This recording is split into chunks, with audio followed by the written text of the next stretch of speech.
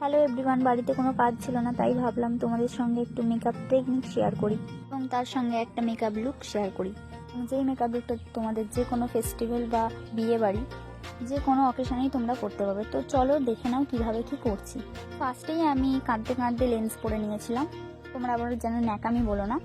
Secondly face clean করা তো খুবই জরুরি, তো উইপস দিয়ে আমি ফেসটা ক্লিন করে নিচ্ছিলাম। আর তোমরাও ভালোভাবে ফেস ক্লিন করে নেবে, এমনকি গলাতেও, কারণ গলাতেও যেহেতু মেকআপ লাগাতে হবে সেই জন্য।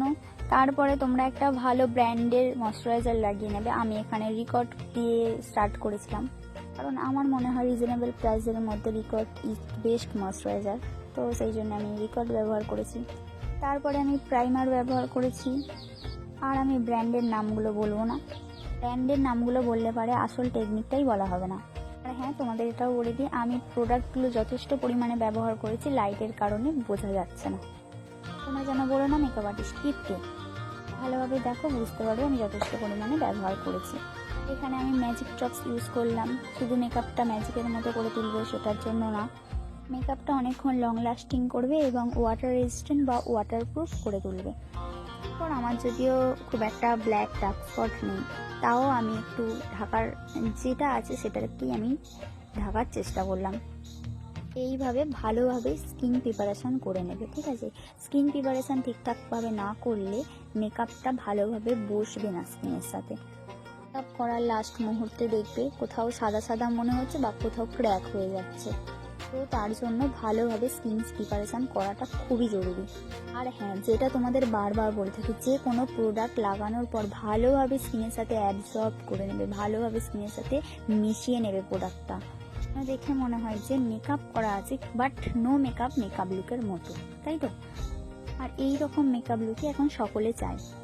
তোমরা হয়তো বলবে তুমিও তো এত মেকআপ করেছো, বাট আমারটা কিন্তু মেকআপ মনে হয়নি, ঠিক আছে? অরিজিনাল মানে সামনে থেকে মনে হয়নি, ক্যামেরায় হয়তো সাদা মনে হচ্ছে, যেহেতু নর্মাল ফোনে ভিডিও বানাচ্ছি, তো নর্মাল ফোনে নর্মালি ক্যামেরা হবে, তাই না?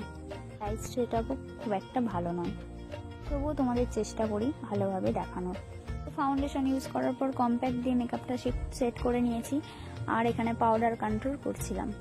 আর হ্যাঁ, আমি শুধু মুখেই মেকআপ করিনি, আমি গলাতেও করেছি, সেটা আমি অফ ক্যামেরায় করে নিয়েছি। সবটা দেখাতে গেলে ভিডিওটা অনেক লং হয়ে যাবে, এমনিতেই লং হয়ে যাচ্ছে, তোমরা বুঝতেই পারছো। আর হ্যাঁ, তোমরা যারা যারা ব্রাইডালের জন্য তোমাদের স্পেশাল দিনটা বুকিং করতে চাও, তো এই নাম্বারে আমার সাথে কন্ট্যাক্ট করো। আমি কন্ট্যাক্ট নাম্বারটার টাইটেলে দিয়ে দিলাম, তোমরা চেক করে নিও।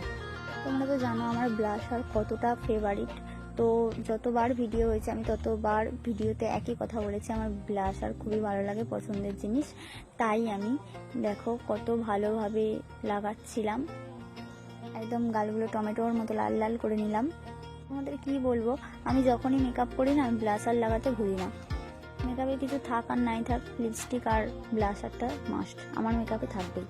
এরপর আই মেকআপ করবো, তো তার জন্য আমি পাউডার লাগিয়ে নিচ্ছিলাম, পাউডার দিয়ে সেট করে নিলাম।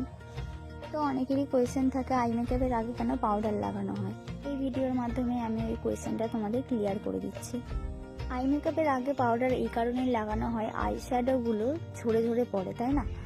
চোখের নিচে আই শ্যাডোগুলো ঝরে ঝরে পড়ার কারণেই পাউডার দিয়ে সেট করার পর আই মেকআপ করা হয়। ভিডিওটা ফুল ওয়াচ করো, ওয়াচ করলে বুঝতে পারবে তোমরা। আমি একদম পুরোটা দেখিয়েছি তোমাদের, পুরো ভিডিওটা দেখো, সবটা বুঝতে পারবে। আর তোমাদের যা যা কোয়ারিজ আছে ক্লিয়ার হয়ে যাবে এর মধ্যে।